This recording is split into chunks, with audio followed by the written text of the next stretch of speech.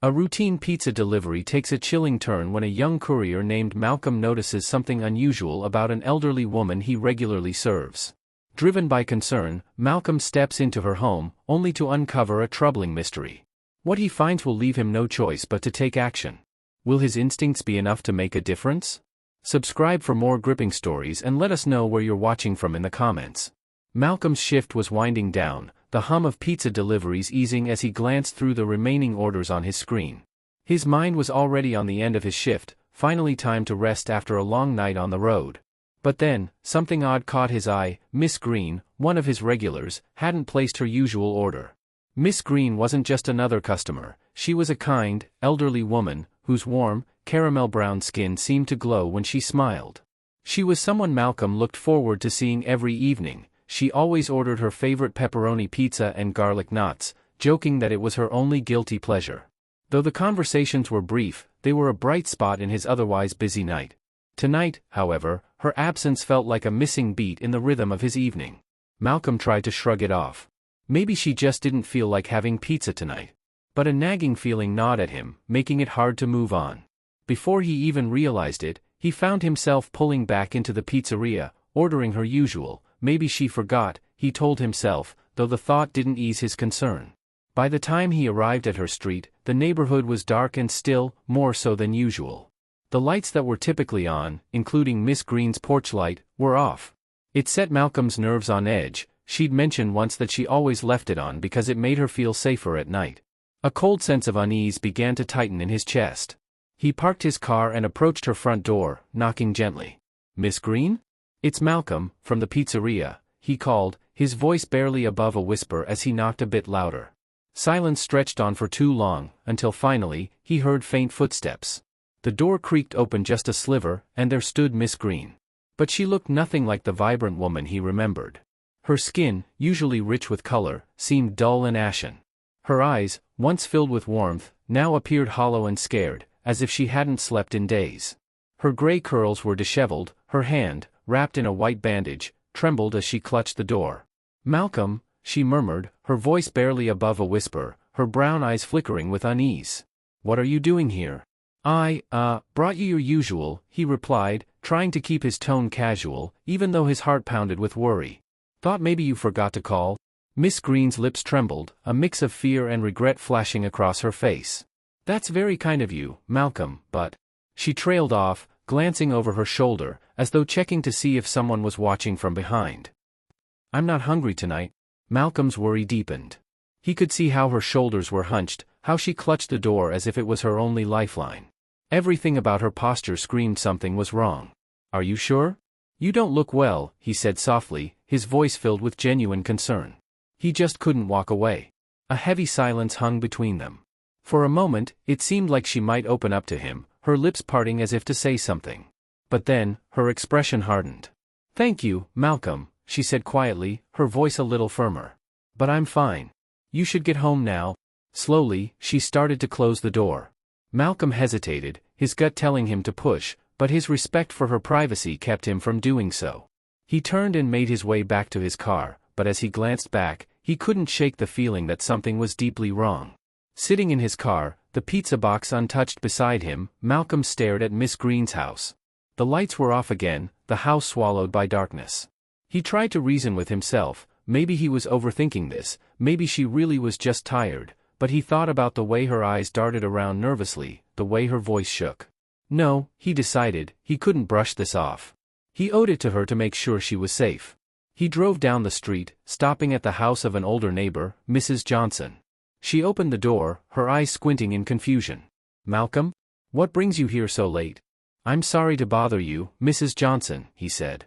"I deliver to Miss Green regularly, and tonight she seemed different. Have you noticed anything strange recently?" Mrs. Johnson frowned, concern etching across her face. "Now that you mention it, I haven't seen her out walking like usual," she said slowly. "She normally takes a stroll every morning. She hasn't done that for days now. I thought maybe she was just feeling under the weather." Malcolm's heart sank a little further. He thanked her and moved on to the next house. A younger woman, Tamika, opened the door, her braids pulled back into a loose bun, steam rising from a mug of tea she held. She listened as Malcolm explained his concern. Actually, yeah, she said thoughtfully, her brows knitting together. 2 nights ago, I saw 2 men hanging around Miss Green's porch. They looked out of place. They were whispering and knocking on her door. I thought about calling the police, but I wasn't sure if it was serious. Tamika looked down, guilt in her eyes. I should have done something. A chill spread through Malcolm. Strangers lurking at Miss Green's house didn't sit right with him at all. He moved to yet another house, hoping for more answers.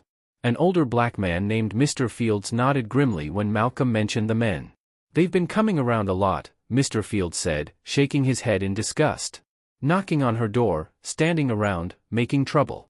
I told them to get lost, but they didn't seem to take it seriously. His jaw tightened. These folks think they can just intimidate anyone, especially someone like Miss Green. Anger started to burn in Malcolm's chest. Vulnerable people like Miss Green shouldn't have to live in fear, especially not in their own home. He took a deep breath, determination settling in. He returned to her house and noticed the front door was slightly ajar. His pulse quickened, and without thinking, he stepped inside. Miss Green, he called softly, stepping cautiously into the darkened hallway. Papers were scattered across a small table near the door, overdue bills, a few prescription bottles. The scene made his heart pound harder, dread gnawing at his gut. He reached the bedroom door, which was also slightly open. He stepped inside and found Miss Green slumped on the floor, her frail body barely able to hold itself up. Her breathing was labored, her eyes closed. Miss Green. Malcolm gasped, rushing to her side. He gently placed a hand on her shoulder, trying to steady her. Are you hurt? What happened? Slowly, her eyes fluttered open, and when she saw Malcolm, a weak, relieved smile spread across her lips. I told you not to come, she whispered, her voice cracked and raspy.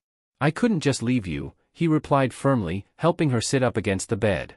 Why didn't you tell anyone? What's going on here? Her gaze dropped, her lips trembling. Because, she whispered, no one would believe me. They just think I'm a confused old black lady. Her voice was full of pain, years of being disregarded and doubted bleeding into every word. Malcolm clenched his jaw.